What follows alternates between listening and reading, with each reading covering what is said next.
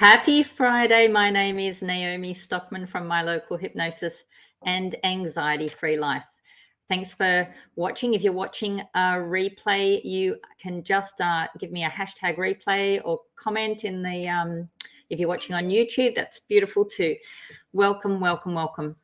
Okay, so we're talking about fear today. Fear is a large human motivator. It's something that drives us mostly away from things. So it's a force that drives us away. So our decisions that are made based on fear are about removing us from a threat, a risk, a harm, and that is something that governments use a lot for their control of population behavior. So if you look at the news, if you look at the kind of messages that you get from the television, a lot of that stuff is really big fear programming. And perhaps you've noticed that in the last 2 years, we've all been kind of influenced into a state of fear. So fear is something that's really been quite relevant for everybody the last couple of years, but it is one of our human drivers. So there are two types of fear.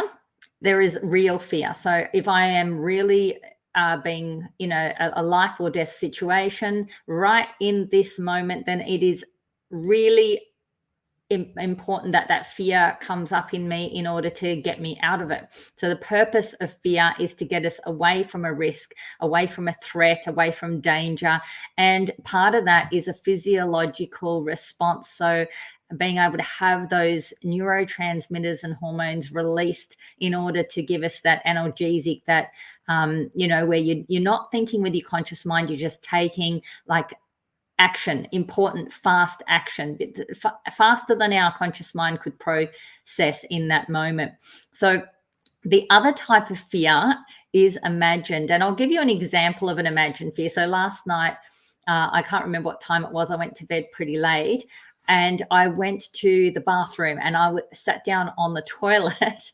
Bit of a weird story, but I had this imagining that like a hand was reaching up out of the toilet, and my whole body went into terror. Now that's the most ridiculous thing to think, like a horror movie, like a hand coming up out of the toilet. But it was dark. It was nighttime. I was alone, and my whole body flooded with terror. And I have this technique I use where if my brain creates these terrifying scenarios, that I simply say no. So I was actually out loud in the dark, in the cold, saying no, no, no. And still I was, really having trouble with like not making myself not run out of the bathroom terrified with my pants around my ankles. So that is an imagined fear. We have it in completely, it's irrational. So fear can be completely and utterly irrational. And you can think about this like phobias, when people have like, a phobia of things. And I've even had somebody say, I have a phobia about spoons. I just can't, go anywhere near a spoon. So they can be absolutely irrational. So real fear is about real threat and danger, and imagined fear, it can be completely irrational, and it's all in either the imagination, or we may not even be aware of it, like phobias, where it's like, well, I don't know why I have this irrational fear. So you can imagine that fear can stop us from doing a lot of stuff, because if you're feeling unsafe, like basically fear is around safety. It's around the survival instinct. Our unconscious mind has one job, and that's to keep us safe in order to survive. And so when that becomes dysregulated, so where you're having these, this flooding of fear hormones through our body in response to either imagined things or things that are irrational, it can kind of, make life a little bit unpleasant or hard to navigate. And you also, if your fear system is dysregulated, it's really hard to tell when you really should be afraid. So imagine that you've got a child that grows up in a home where like it's a lot of uncertainty, a lot of yelling and screaming, and the fear response starts to get like, do I be afraid? Do I not be afraid? I'm always afraid. I don't know, like, am I going to get in trouble? What's going to happen next? So you get like that desensitized or dysregulated thing. And so then when something does happen where we are meant to be like responding, like get away from me or running, that it's kind of confused, because is this just another one of those moments where I need to try and ignore my fear? Or is this actually something real? So it gets a bit dysregulated. Do I take action? Do I fight for myself? Do I freeze? Do I get confused? Now, the thing about fear is it drives probably more human decision than anything else. So if you think about the decisions we make decisions based on two things, like moving towards something, like I would like to, go to the zoo tomorrow, or moving away from something, like I don't want to miss out on going to the zoo with my friends. So whatever it is, it's either a towards or away. Now, any decision that's based on fear is likely to be not a positive decision. So if you think about things in, like, obviously the small decision example that I made about going to the zoo, the impact of that or the consequence of that is likely to be quite small. But if you take it to like life decisions, like choosing partners, choosing jobs, choosing whether to move, whether not to move, choosing, bigger kind of decisions, it's like that sliding doors movie, where she either does or doesn't get on the train. There's a whole sequence of occurrences that may or may not happen depending on the decisions we make. So when we make a decision from fear, we're basically using like fight, flight, freeze response about choosing our life path. Now, if you're acting from a place of fear, you're only going to attract more experiences of that, and you're going to be blocking the things that you want in your life from coming to you. So that's basically means that you're not attracting into your life. You're pushing away things that are good for you. So if you're choosing to stay home because you have a fear of socializing, you're going to miss out on being a part of things, etc., etc. So, and that keeps people stuck a lot. Like I can't imagine how I would do something. I say, for example, traveling or whatever. So then you just don't do it. So you miss out on a lot of stuff. Physically, fear has a massive effect on our health. It actually puts our body into a sympathetic nervous system response. So there's a lot of chemicals that go on there. It increases our inflammation in our body. All your immune system shuts down. There's your heart rate goes up, your blood pressure goes up, your pupils dilate. Your whole body's on hyper alert. And so that is basically not positive. Someone's calling me on Teams there. I'll just ignore that one.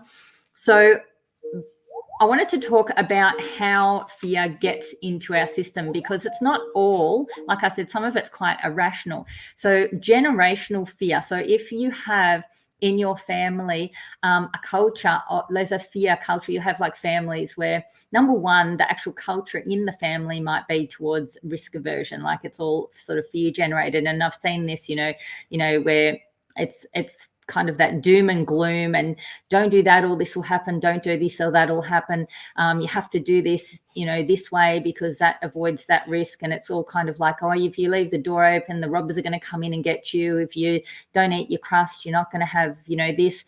So there's kind of like that cultural thing. But there's also the fact that if someone has had trauma in their family history, that it does actually leave an imprint on the DNA that gets passed down, which may then mean that you're more prone to hyper-alert responses.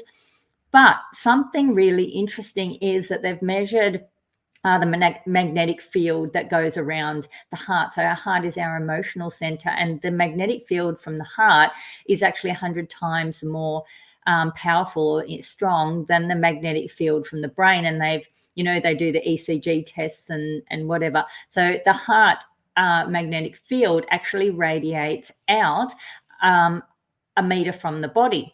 So if you are around somebody else, you are picking up that magnetic field, and the emotion that person is carrying or experiencing can be tracked and actually graphed on an electromagnetic machine, whatever the machine's called, that picks that stuff up.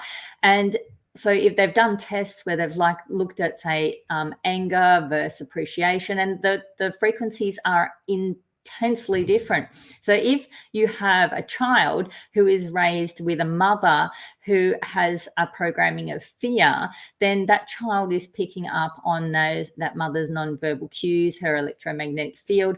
They've actually shown that the heart rhythms of the people that are together. So if you and I are together, and if we touch, then it's even more intensified if we're in close proximity. And you see this all the time, how people influence each other's state of being. So fear is actually contagious. How's that for an impactful statement? And you can imagine that if we're in the womb and the mother's going through like terror and fear and whatever, that would have a really big impact on the child. And I know my second child, I was going through really frightening stuff, and you can really see it in him, in how his state of being and how he responds to the world and stuff like that. I mean, there's nothing that we can do now about the past, but we can be aware of it so that we're able to modify and respond. So our nervous system basically needs to know, to switch fear down, is it needs to know that I'm safe and that I am capable and resourceful. So the conscious mind actually doesn't like have a lot of say over this stuff, because the conscious mind, like me on the toilet with imagining that scary hand, I can tell myself that that's ridiculous and that no hand can come out of the toilet, but my body isn't listening to that. My unconscious mind runs my body. So basically we need to like release that fear. Now, there's a couple of techniques that we can use to process emotion. Emotion's energy. It's in our body. It's not a choice. It's automatic. And one of the ways that you can do that is to actually deliberately increase it. So our urge when we have a negative feeling like fear or sadness or grief or whatever, is to like avoid it. We move away from it. But the more effective thing to do is to like turn and run at it and say, come at me, basically. I welcome you. Bring it into the body. Be aware of it. Say like, I feel this fear in my shoulders, in my chest, in my throat, in my gut. I feel it. And I'm going to turn you up. I'm going to really put you on full pelt. Come on, give me your worst. Give me your worst and let me feel it. And then release it out of our body. Now, the imagination is a very powerful tool because the language of the unconscious is the imagination. So you can imagine turning that up, and I could imagine feeling that fear of that hand. I am so frightened of that hand, and I can feel it in my body. Turn it up. I'm going to turn it up like a volume dial up to a 50. I'm going to flood my body with it. Any thoughts, any things that come up. And as I'm saying that, I'm actually having a like memory. So thoughts, memories, images, words that come up, you become aware of them. So the thing that came up for me then, talking about that hand coming up out of the toilet, is when I was 11 years old, we went to Switzerland, and my family's all from Switzerland, and my mother had a cousin who had died. She had been 11 or 12, the same as me, and they had a photo of her in the coffin, and they showed that to me for some unknown reason, and I could see this girl that was my age, a black and white photo of this girl laying dead in a coffin. Now, as a young child, 11 years old, I remember thinking, conscious thought for 11-year-olds may or may not be too developed. I just had a sense of identifying with that girl. So I kind of took on her, like that could be a photo of somehow connected to me. And then when we went back home, I would imagine that she was under the bed, my bed, that she was laying under there, and that she was reaching up the side of the bed to try and communicate with me. And so what I would do is I would feel absolute flooding terror in my body. And then I would take this awful leap out of my bed, so she couldn't reach me, run out my bedroom door, run up the hallway. It was like a fully long hallway, and then it had like a 90-degree turn to get to the end of the next part, and then I would be belting on mum and dad's bedroom door to get in there, and then that would be like, I'm scared, which we all know that kids do that. So that, even though that was like 36-7 years ago, that happened, but that image, my imagination about that girl was like, is because the unconscious doesn't know the difference between real and imagined, it's converted that into this thing of like, I'm not safe. There could be dead people's hands coming at me in the dark. So me sitting on the toilet, having that thought, and that whole flooding happened again. So when we can turn it up and release it, check what's blocking us from being free from this freedom. Like, find it in your body, because emotion is trapped in the body, and you find it, and you can give it a number out of 10. So how intense was that? Well, I would say that was like a 10 out of 10 last night. Imagine that, being 48 years old, and you're having like literally like completely flooded with fear. I mean, the bathroom's right next to the bed, and Nick was in bed. It's not like anyone could get me. And so yeah, being able to be aware of that in my body, turn it up, breathe it out. And the other thing we can do is a thing called emotional freedom techniques, which is also known as tapping. And so that's where we're tapping on the meridian points. And I'll give you a bit of an example of that now. And that's where it's similar in the sense that we're going into our body and we're saying, even you're just tapping here on this karate chop point, and you're saying, even though I have this ridiculous, or even though I have this intense fear rushing through my body, and I can feel it really intensely in my chest, my arms, my throat, and I feel like I want to run, I completely love and accept myself. I'm safe in this moment. And then you tap, and you can do that again. Even though I have this flooding fear in my body, I am completely loved and supported. I completely love and support myself. And you do that a couple of times, just stating the physical symptoms of what you're feeling. And, even though I have a 10 out of 10 fear flooding through my body and stopping me from feeling safe, I completely trust, support, forgive myself. And then you can run through the points on your body. Now, what this does is, because these are all points that are pressure points similar to the acupuncture points, so they're the meridian energy points, because we're activating the neurological pathways associated with fear, we're connecting them to the somatic experiencing in our body of that emotion, and then tapping on those points. What it does is it does some rewiring in the neurology and allows those things to be released. And that process actually has been researched and reduces the cortisol levels in the body by, I think, around somewhere between 35 to 40% within a couple of minutes. So really interesting method to get rid of fear in the body or any other negative impulses. And I do have a PDF on how to do that. If you would like the PDF, just throw me a comment under this video, wherever you're watching it, and I'll reach out and send that to you as well. I hope some of that has been interesting to you, and I wish you all a beautiful weekend. I hope that you can relate to some of the stuff that I'm saying, and it's a little bit useful to you in terms, because I believe that we're all have the whole spectrum of emotions, and fear is definitely one of those big ones that we sometimes don't know how to process or don't know how to deal with, and it can be quite debilitating, especially with anxiety and depression and phobias and that kind of thing. So have a wonderful day, and we will talk soon. I'm live at 4 p.m. every Friday, and I would love to see you here live next week. Have a great weekend. Bye.